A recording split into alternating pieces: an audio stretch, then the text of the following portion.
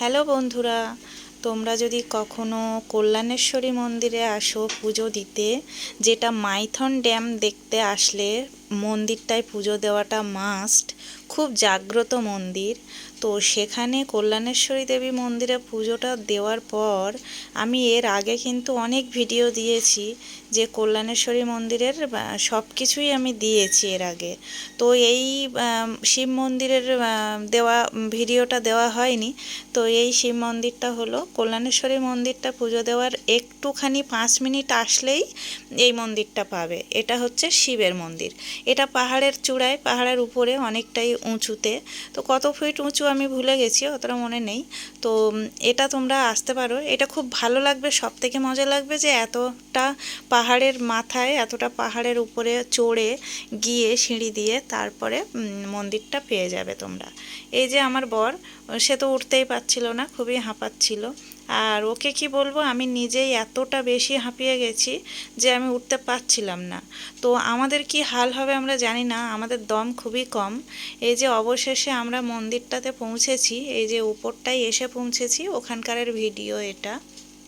তো এই যে মন্দিরটা দেখা যাচ্ছে। তো আমি ওখান থেকে উপর থেকেও আবার নিচের দিকটা দেখাবার চেষ্টা করলাম।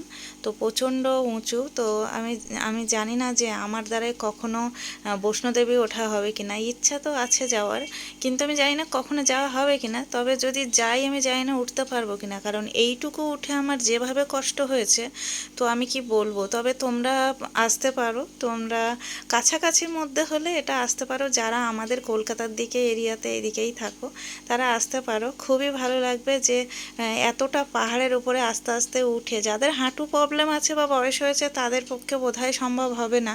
তবে এটা উঠে পুজোটা দেওয়াও খুব শান্তি মনে পুজো দিতে পারবে। ভীষণই ফাঁকা থাকে মন্দিরটা, আর খুবই অনেকক্ষণ টাইম দিয়ে পুজোটা দেওয়ায় খুবই ভালোভাবে পুজো দিতেও পারবে।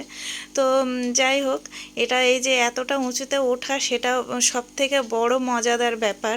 যে পাহাড়ের উপরে যারা কখনো আসেনি, ওঠেনি, তাদের তো ভীষণই মজা লাগবে। মানে গ্রামের মানুষরা যারা, যেমন আমার মায়েদের কথা বলছি, আমার বাবা মা, তারা কখনো এইসব পাহাড়ের উপরে টুপরে আসেনি। তো তাদের তো ভীষণ ভালো লাগবে। ওই টাইপের মানুষ যারা আছে, তাদের খুবই ভালো লাগবে। তো যাই হোক, এই যে আমাদের মিস্টার উঠছে। তো লাস্ট অবধি তো উঠেই গেল। আমি যখনই বলি যে তুমি হাঁপিয়ে যাবে, উঠো না, কিন্তু সে বলে তুমি পারলে আমি পারবো না, এটা কখনো সম্ভব? এটা কি ঠিক বলছো? তো যাই হোক, সেটাই যদি হয়ে থাকে তো আমি হেরে গেলাম ওর কাছে। তো জানি ওদের তাকাত বেশি থাকে, ওদের ক্ষমতা বেশি থাকে ছেলেদের। তো যাই হোক, ও উঠে গেল, আমিও উঠে গেলাম, গিয়ে শান্তি মনে পুজোটা দিলাম। খুবই ভালোভাবে পুজো দেওয়া হয়।